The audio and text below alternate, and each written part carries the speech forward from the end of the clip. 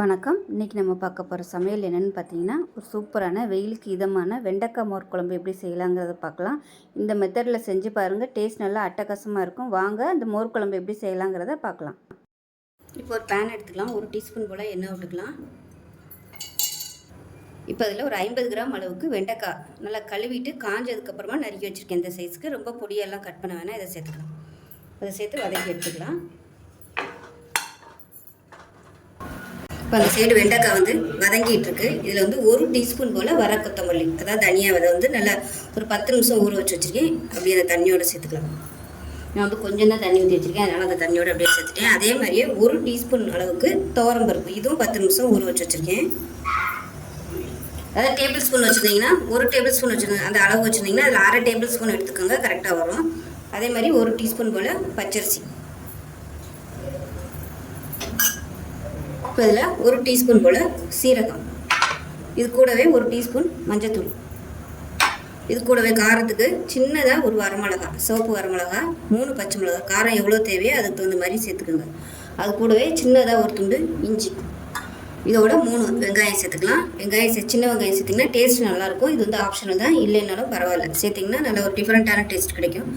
Measuring கப்பில் 1/4 cup அளவு, table ஸ்பூனில் சொல்கிறதுனா 3 டேபிள் ஸ்பூன் அளவுக்கு தேங்காய் சேர்த்துக்கோங்க. நான் எடுத்துருக்கிறது தயிரோட அளவு பார்த்திங்கன்னா 2 கப்பு தயிர் எடுத்திருக்கேன். இந்த கப்பில் மெஷரிங் கப்பில் 2 கப்பு இல்லை 2 டம்ளர், 2 டம்ளருக்கு தயிர் எடுத்திங்கன்னா 1/4 டம்ளர் அளவு, அதாவது 1/4 அளவுக்கு வந்து தேங்காய் எடுத்துக்கோங்க. தேங்காய் ரொம்ப சேர்த்திங்கன்னா உங்களுக்கு அந்த தயிரோட டேஸ்ட் வந்து மாறிடும், தேங்காய் குழம்பு மாதிரி ஆயிடும். அதனால் தேங்காய் வந்து கொஞ்சமாக தான் சேர்க்கணும். இதுதான் அளவு. 2 கப்பு தயிர் எடுத்திங்கன்னா 1/4 கப்பு அளவுக்கு துருவன தேங்காய் சேர்த்துக்கோங்க. இப்போ இது எல்லாத்தையுமே நம்ம நல்லா நைஸாக அரைச்சிட்டு வந்துட்டு பார்க்கலாம்.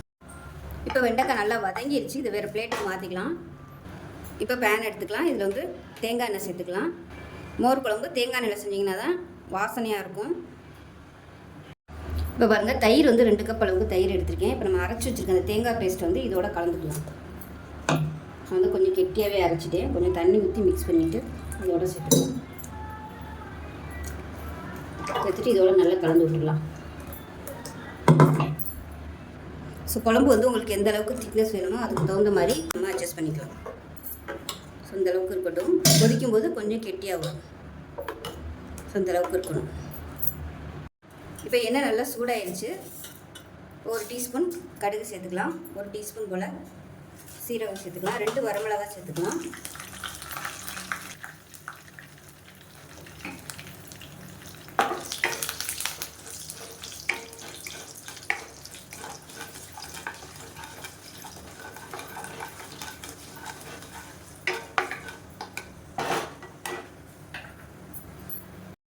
இப்போ இது எல்லாமே நல்லா பொரிஞ்சிருச்சு. இப்போ வந்து நம்ம கலந்து வச்சுருக்க இந்த குழம்பு வந்து சேர்த்துக்கலாம். அடுப்பு வந்து குறைச்சி வச்சுக்கோங்க.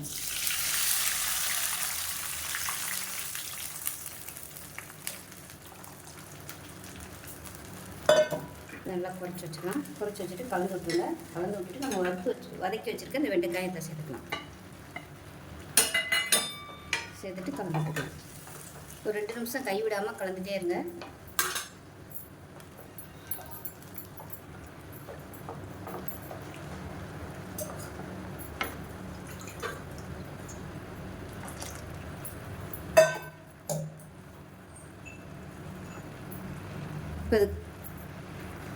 இப்போ இதுக்கு உப்பு சேர்க்கலை, உப்பு சேர்த்துக்கலாம். தேவையான அளவுக்கு உப்பு சேர்த்துக்கலாம். நல்லா மிக்ஸ் பண்ணி விட்டே இருக்கலாம். ஒரு 2 செகண்டு கை விடாமல் கலந்து விட்டுட்டு அப்படியே விட்டுறணும். வெண்டைக்காய் வந்து ஏற்கனவே வதக்கியிருக்கும், அந்த சூட்டிலே வந்து வெண்டைக்காய் வெந்துடும். அதனால் ஒன்றும் பிரச்சனை இல்லை. அவ்வளோதான், எல்லாமே கலந்து விட்டுட்டேன். அப்படியே விட்டுடலாம்.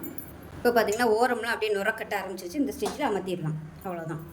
அமர்த்தி விட்டுட்டு லைட்டாக ஒரு மிக்ஸ் கொடுத்துட்டோம்னா அருமையான வெண்டைக்காய் மோர் குழம்பு ரெடி ஆகிடுச்சு. அந்த சூட்டில் வந்து வெண்டைக்காய் வந்துடும். உப்புலாம் கரெக்டாக இருக்கான்னு செக் பண்ணிக்கோங்க. தயிர் எடுக்கும்போது புளிப்பு இல்லாத தயிராக எடுத்துக்கோங்க, அப்போ தான் நல்லாயிருக்கும். ரொம்ப புளிப்பாக இருந்துச்சுன்னா உங்களுக்கு டேஸ்ட் மாறிடும். இப்போ அருமையான வெண்டைக்காய் மோர் குழம்பு ரெடி ஆகிடுச்சு. நல்லா டேஸ்ட்டாக இருக்கும். இதே மெத்தடில் செஞ்சு பாருங்கள். செஞ்சு பார்த்துட்டு எப்படி இருந்துச்சுங்கிறத சொல்லுங்கள். வீடியோ பிடிச்சிச்சின்னா லைக் பண்ணுங்கள், கமெண்ட் பண்ணுங்கள், சேனலை சப்ஸ்கிரைப் பண்ணுங்கள், பக்கத்தில் பெல் பட்டனையும் ப்ரெஸ் பண்ணுங்கள். நன்றி.